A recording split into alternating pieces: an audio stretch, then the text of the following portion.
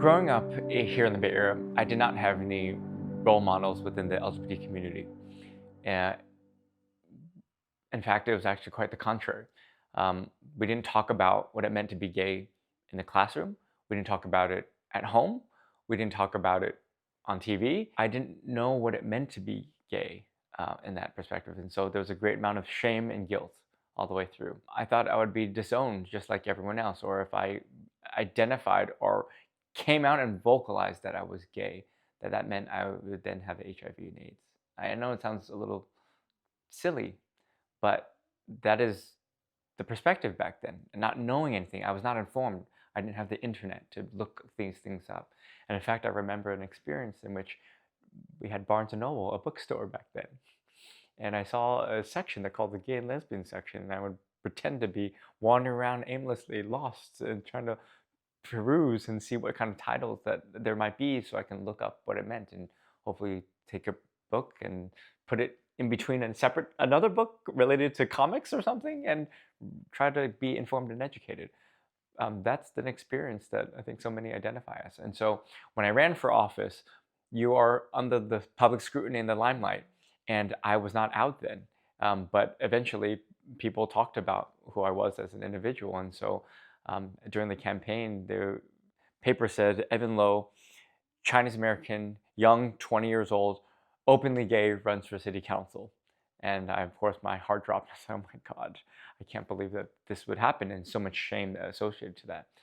And fast forward, when I became mayor for the city of Campbell, I recognized that as a public official, I could officiate a wedding and sign their document, but I couldn't get married myself. That I could host a blood drive on City Hall property, but I, as a gay man, there was a lifetime ban on gay men donating blood from the FDA since 1983. But that aha moment to me when I was in the mayor's office, and I received a letter from the Red Cross.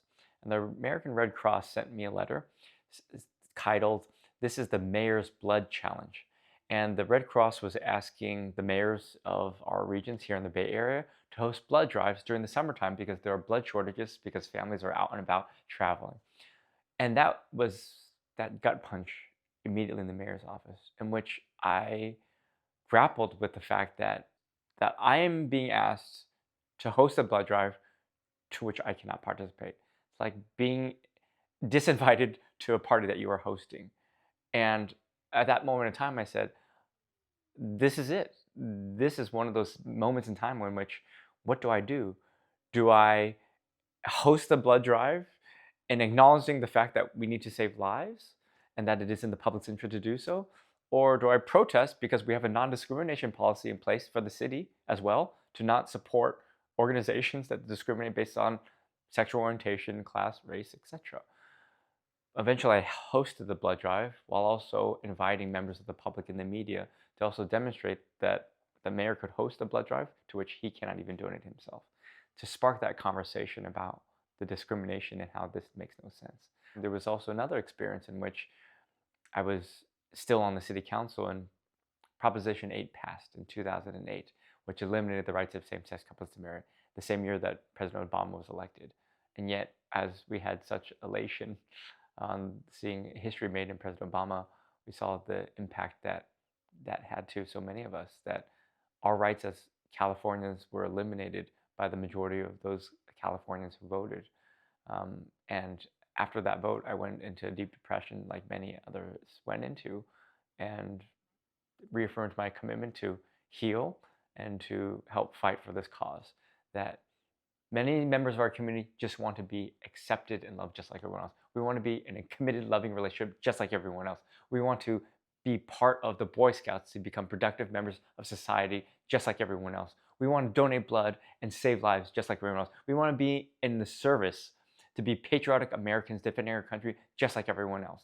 We want hospital visitation rights just like everyone else. We want to be able to adopt just like everyone else. That is what we are fighting for. So oftentimes you'll hear, well, if we give the gays one thing, they're going to ask for something else. You better believe it. That is what we're fighting for. That's this conversation that we're fighting for right now. And that's why I'm doing this work. We have this opportunity to repeal Proposition 8 this coming November. So I'm excited about the opportunity that I authored as well too, which is also a full circle. That I remember Proposition 8 and how that felt like for me. Fast forward, I have authored the constitutional amendment to repeal Proposition 8 and enshrine protections for same-sex couples to marry, as well as interracial marriage, by